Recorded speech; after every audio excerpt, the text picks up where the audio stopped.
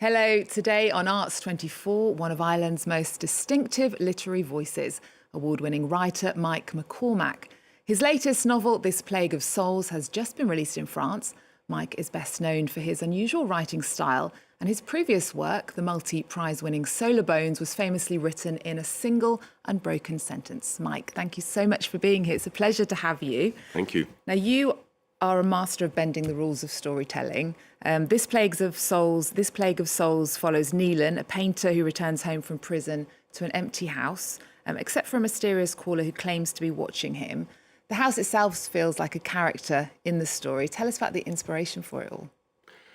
Well, the inspiration for this goes back a long, long time, and the inspiration came really from that opening scene where a man opens the door to his own house, walks across the threshold, his phone goes off in his pocket, and a voice begins to ask him a series of questions on that. And that was the opening scene, and it remained the beginning of the book right through the whole composition of it. I don't usually write books from the beginning. I write them from beginning, middle, end, and sideways and everything and that. But this one did begin at the beginning. So after that, it became a question of trying to figure out, well, what's going on here? What's happening? And so I was in the dark, like Nealon, and so I think I found out when I was tidying up after the book that I started writing this 12 years ago.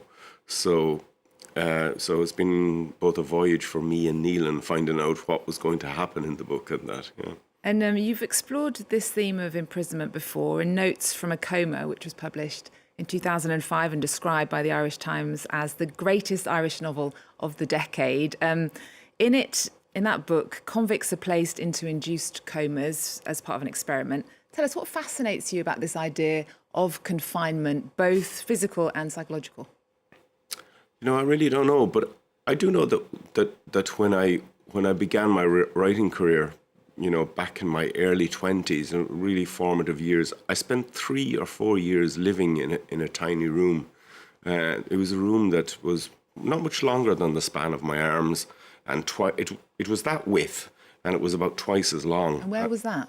This was in Galway, on the west coast of Ireland, and I spent 4 years living in that room. I was very happy and very, my world made sense to me, and I started writing in that room, and I often think that everything I've written since kind of goes back to that room and to those early days of learning my trade and learning what it was to be a writer. It's a bit baffling because I've never been in prison, and in fact I don't think I even know anyone who's been in prison and that. But it does seem to recur, and that's the only thing in my life that I think. That's the only experience in my life that I think squares with it. Being confined, yeah. I was willingly confined. I was very happy in it. Nealon's past haunts him in many ways, including the death of his father when he was 18.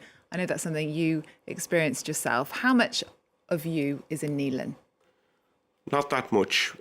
Not that much at all. But a few things, like the house and the locale is always set from where I come from, which is around a village in West Mayo called Louisburgh, and my books are all set there. Every time I put pen to paper, my pen just takes off in that direction.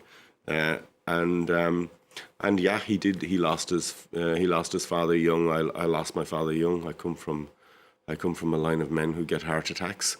So heart attacks are a kind of a recurring theme in my work and in my books and that. And the small farm, I'm a farm boy, I come from a small farming background and that. And those three things are, but that doesn't make, could be anyone really, but it does happen to be me, yeah. And the new novel, it isn't just Nealon's personal journey. There's this sense of growing global unrest in the background. Why was that important for the story? I think this is a book that changed shape as I wrote it. When I began it all those years ago, I see from the notes that it was about how the world falls apart, but during COVID, it changed and it became, how do we put it back together? How do we hold it together?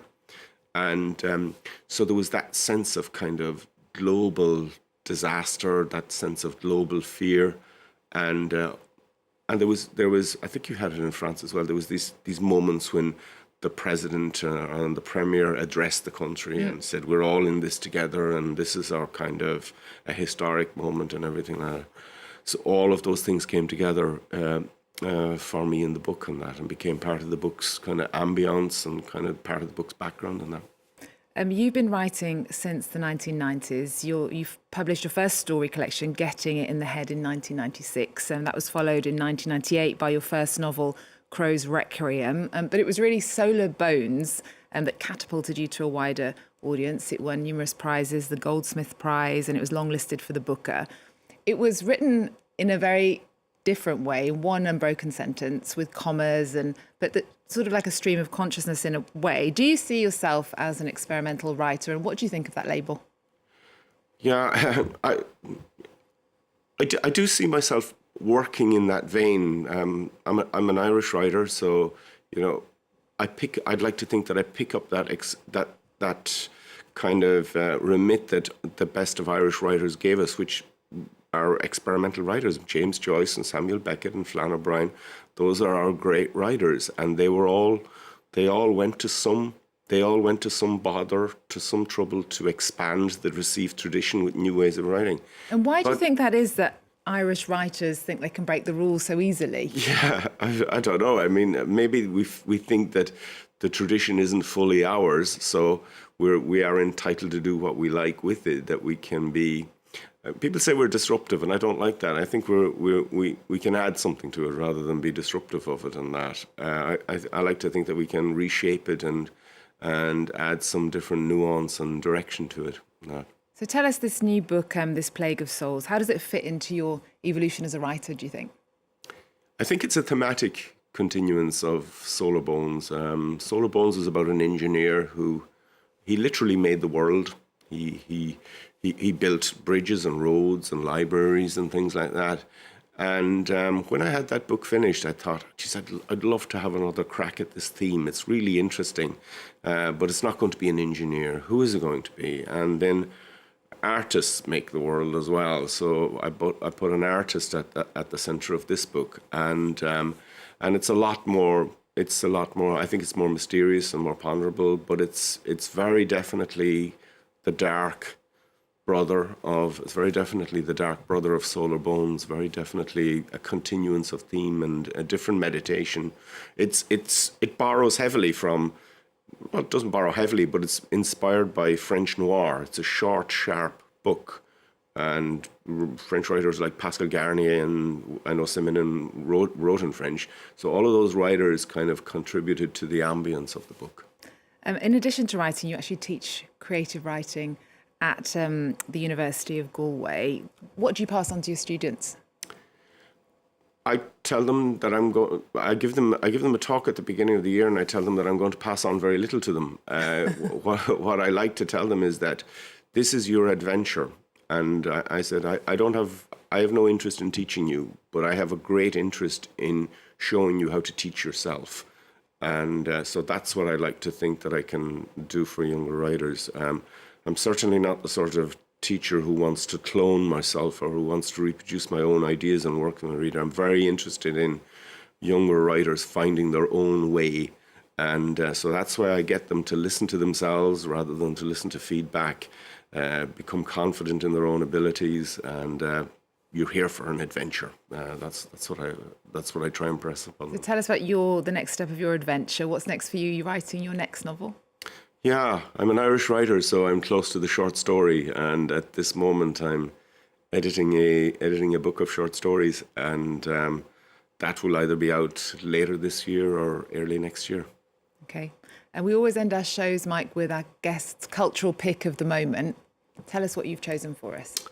I've chosen the second series of Severance. I don't know if it's on Apple TV, and I'm a great admirer of sci-fi, and particularly kind of psychological sci-fi, thriller sci-fi. And this is a series that was, the first series was about 3 or 4 years ago, and it was about how these workers in a biotech industry, they have this facility where they go in, they do their 8 hours work, and when they come away in the evening, once they step outside of the facility, they have no memory of what they're working at or what they're doing. They have this thing called severance, but gradually the work begins to leak over into their lives, and it leads to various questions about identity, ethical questions, and scientific questions and everything. And it's on a second series, and it's really interesting, and it's visually very striking. Fascinating. Well, we're going to leave you then with the series Severance. Season 2 is out now.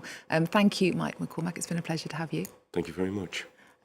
This Plague of Souls is available now in France. Thanks everyone for watching. See you next time. You fear them. We fear no one. I'm tightening the leash. If we let this happen to Miss Casey, who's gonna step up when it happens to us? Now. Goodbye, Marcus. Wait!